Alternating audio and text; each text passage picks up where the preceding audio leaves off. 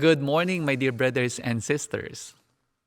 Although it may not seem so now, our gospel passage today, says William Barclay, was the most revolutionary passage in the New Testament when it was first spoken. Jesus has been arguing, if you would remember, with the legal experts about the different aspects of the traditional law. He has shown the irrelevance of the elaborate hand washings, but today he says something more startling yet. He declares, "Nothing that enters one from outside can defile that person, but the things that come out from within are what defile." As we all know by now, the book of Leviticus has a long list of animals that are considered unclean and they may not be used for food. And the Jews took this very, very seriously. One incident in Maccabean times, in the fourth Maccabees, can tell us how seriously they took this. It tells a story of a widow and her 7 sons. It was demanded that they should eat swine's flesh, but they refused. The first had his tongue cut out, the ends of his limbs cut off, and he was then roasted alive in a pan. The second had his hair and the skin of his skull torn off. One by one, they were tortured to death, while their aged mother looked on and cheered them on. They died rather than eat meat, which to them was unclean. And so it is in the face of this that Jesus made his revolutionary statement that nothing that goes into a man can make him unclean. He was wiping out at one stroke the laws for which the Jews had suffered and died. So no wonder the disciples were amazed. But I think that really the point of Jesus today is for us to look into ourselves and see how we are defiled by the things that we keep in our hearts and that come out of our lips.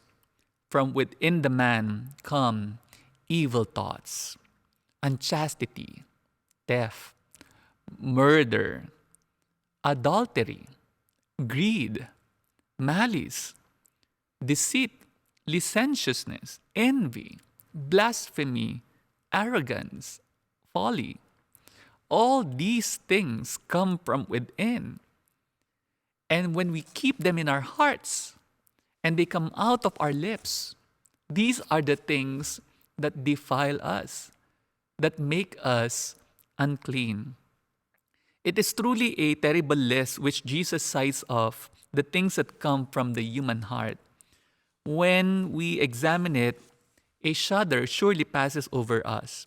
Nonetheless, it is a summons, not to a fastidious shrinking from such things, but really to an honest self-examination, honest examination of our own hearts.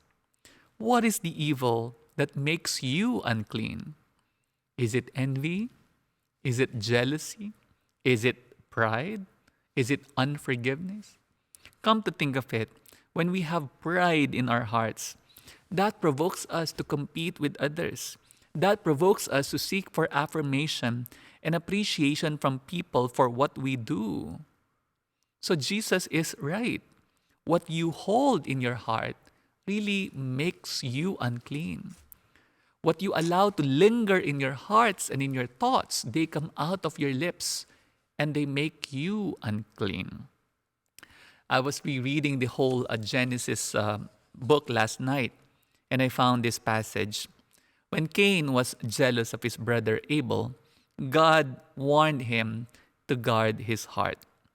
He says, "Sin is couching at the door. Its desire is for you, but you must master it." Master oneself.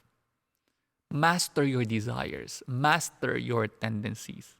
Friends, sin has tainted our human hearts. Now is the time to recover our original goodness. Amen.